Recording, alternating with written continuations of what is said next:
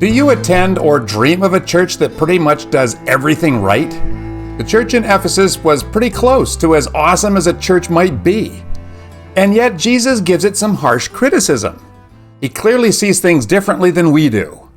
As you recall, in the beginning of the apocalypse of Jesus Christ, John sees Jesus in the middle of 7 lampstands, which represent 7 churches that were located in Asia Minor.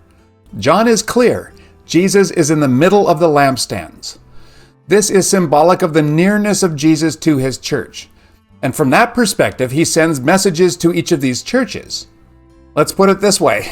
These are informed messages. Jesus knows exactly what's going on. Ephesus was the first of the 7 churches addressed by Jesus. This was a significant city in the ancient world. It was known for its wealth, culture, and a big temple to Artemis. The Ephesian church had a rich history, having been founded by Paul and later led by Timothy. The message starts like this. To the angel of the church in Ephesus write, These are the words of him who holds the 7 stars in his right hand and walks among the 7 golden lampstands. I know your deeds, your hard work, your perseverance.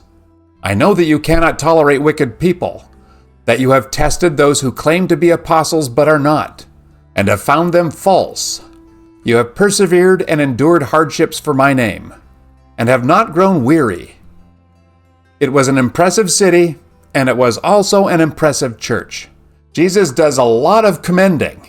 It was working hard, it didn't put up with wickedness or false prophets, and it was energetic. Good job, Ephesus. To put it into a modern picture, it was a church with great attendance, lots of programs, and almost everyone is involved in some aspect of the life of the church. They didn't have to guilt people into teaching Sunday school or visiting the sick, because they were quick to volunteer, and the volunteers worked hard, and the praise band was probably top-notch, and the people were very deliberate about avoiding cultural idolatries. What's more, they could see them, and they resolutely accepted the consequences of avoiding cultural idolatries. Lost business, or shunning from your neighbors, or being voted off the strata council. And they were orthodox. They didn't preach any of that wishy-washy feel-good Christianity that we see in our culture. There are not too many churches that I know of that have all of these things going for them. But there are some that get pretty close, and you've got to wonder what Jesus would find wrong with a church like this. Well, he's in the middle of it all, remember? And he's found something. Jesus offers a stern rebuke to the Ephesian church. It has forsaken its first love. Yet I hold this against you. You have forsaken the love that you had at first. Consider how far you have fallen. Repent and do the things you did at first. If you do not repent, I will come to you and remove your lampstand from its place. Many of you are familiar with first love. When someone is smitten with first love, their eyes sparkle with an unmistakable glimmer whenever they see her coming.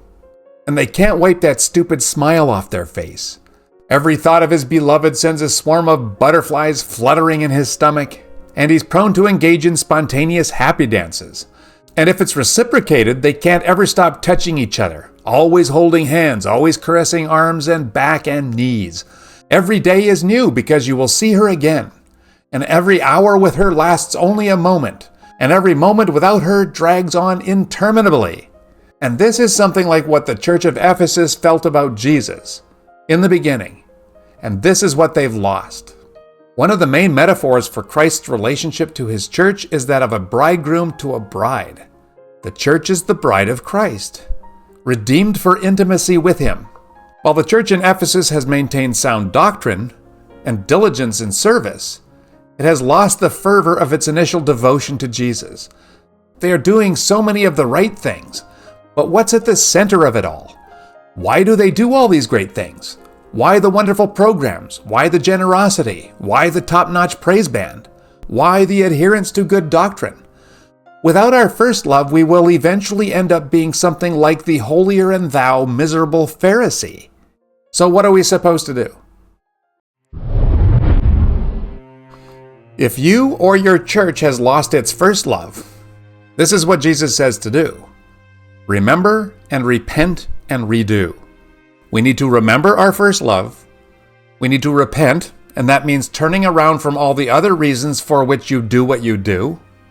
And redo means to go back to the way it was before. And doing these things is not for Jesus' sake, but it's for ours. Nothing can satisfy us but Jesus. If anything else is in the center, it will all eventually go wrong. Our church and our life. So Jesus says, remember, repent, and come back to me, your first love. And then we have this peculiar little verse, verse 6. The Nicolaitans were a heretical group that promoted sexual immorality, idolatry, and the misuse of the concept of grace to excuse sin. And the church in Ephesus is commended for hating the practices of these false teachers. But as Darrell Johnson says, if Jesus is not in the center, we will not just hate the practices of the Nicolaitans, but will end up hating the Nicolaitans themselves. And that's a huge difference. That's the difference between a follower of Jesus and a Pharisee. And you remember how Jesus felt about those guys. With Jesus at the center, we can see every other human being through his eyes. And what does Jesus promise to those who are victorious?